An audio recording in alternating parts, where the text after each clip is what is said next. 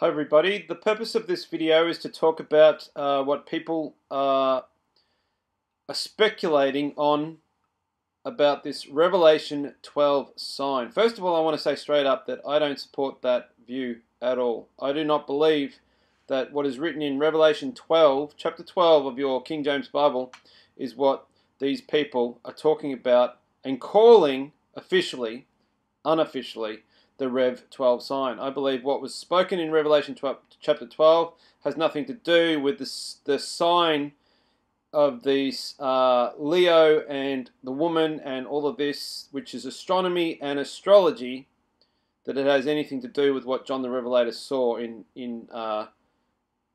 regarding this wonder in heaven. Okay, if you look at the people that are supporting this argument and have made this a very popular so-called event to watch for over the years, they butcher chapter 12 of the scriptures. They rearrange things, they take words out and they rearrange and give new meaning to what the text clearly says within the chapter.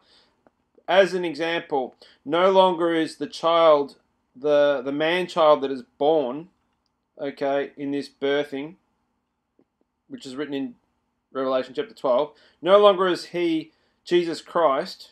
He is now the church. Now that is just erroneous, okay? And I've also heard it said that the dragon is a planet, okay? There are so many things being changed in Revelation 12 for people to support the argument that this is a so-called sign.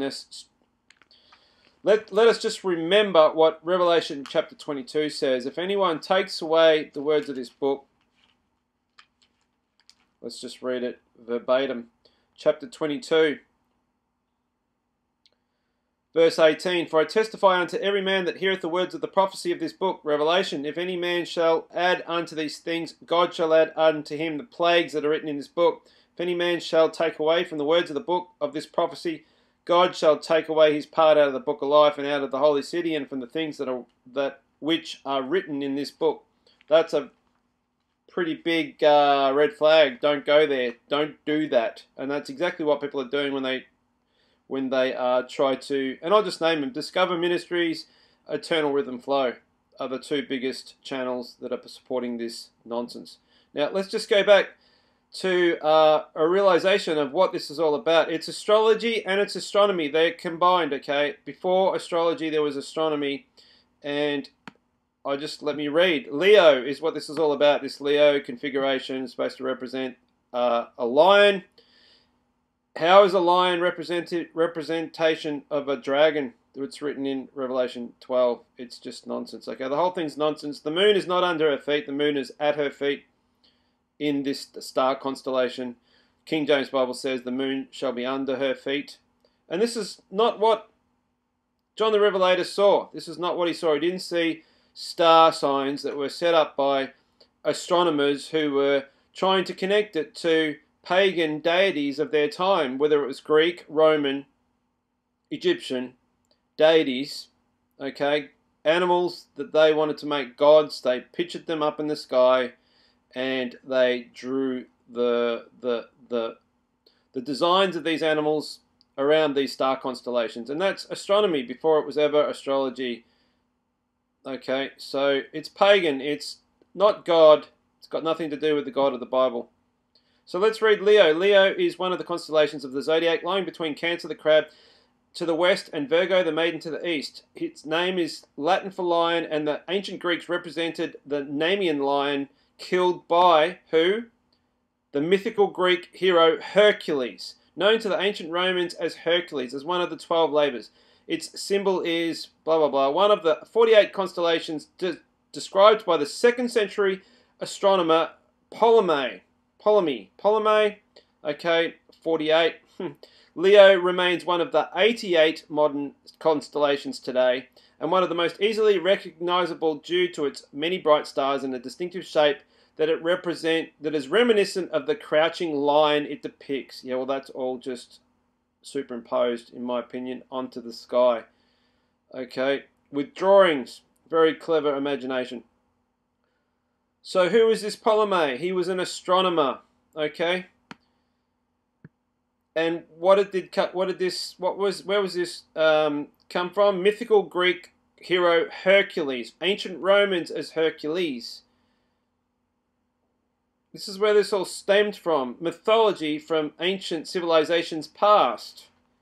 Okay, and we believe that John the Revelator saw pagan gods or pagan representations of stories about Hercules. He was referencing this in Revelation chapter 12. That's just nonsense. That is combined with Gnosticism. It's Gnosticism. It's pluralistic dualism, combining the scriptures to pagan mythology. Christians today, the apostasy is far-reaching, folks. It has brought people to leave the good sensibilities of their normal, well, their Christian belief in the Bible. They're leaving it, mixing it with other things. Gnosticism, paganism, mythology. Okay, so long before it became astrology, it was astronomy, and astronomy still is way, if you do your research on these star signs, is still connected to ancient beliefs in pagan mythology, whether it be Roman, and it goes all the way back to Roman,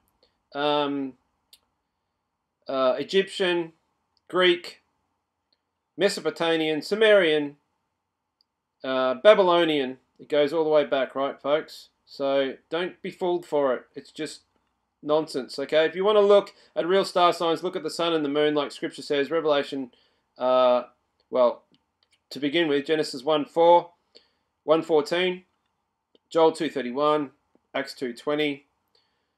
The Scriptures talk much about the sun and the moon as signs, not star constellations. Okay, so totally debunked. The emphasis that people are putting on this Revelation 12 supposed sign that is representation of Revelation chapter 12 is just utter crap. Okay, this is not what John the Revelator saw. Thank you for listening.